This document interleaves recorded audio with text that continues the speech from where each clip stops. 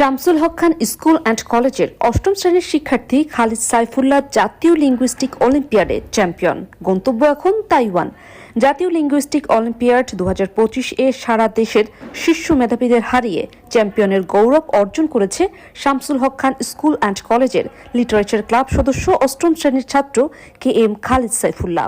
বুধবার রাজধানীর আন্তর্জাতিক মাতৃভাষা ইনস্টিটিউট সেগুনবাগিচায় আয়োজিত এই প্রতিযোগিতায় দেশের 8টি বিভাগের সেরা প্রতিযোগীদের পরাজিত করে খালিদ সাইফুল্লাহ চূড়ান্ত বিজয়ী হয়। তাৎক্ষণিক সংবাদটি শুনে শামসুল হক খান স্কুল অ্যান্ড কলেজের প্রিন্সিপাল মোহাম্মদ মাহবুবুর রহমান মোল্লা স্যার খালিদকে শুভেচ্ছা জানিয়েছেন। এই অসামান্য সাফল্যের জন্য খালিদ সংশ্লিষ্ট সকলের প্রতি কৃতজ্ঞতা প্রকাশ করে বলেন, বিশেষত সম্মানিত প্রিন্সিপাল স্যারের অনুপ্রেরণা ও শিক্ষকদের সঠিক দিক নির্দেশনার কারণেই এই অর্জন সম্ভব হয়েছে। খালিদের এই অর্জনে স্কুলের শিক্ষক, শিক্ষার্থী ও অভিভাবকদের মধ্যে আনন্দের উচ্ছ্বাস বইছে। উল্লেখ্য, আগামী 21শে ফেব্রুয়ারিতে রাষ্ট্রীয়ভাবে খালিদ সাইফুল্লাহকে অ্যাওয়ার্ড প্রদান করবেন অন্তর্বর্তী সরকারের মাননীয় প্রধান উপদেষ্টা মহোদয়। লিটারেচারের ক্লাবের পক্ষ থেকেও তাকে সম্বর্ধনা দেওয়ার পরিকল্পনা রয়েছে।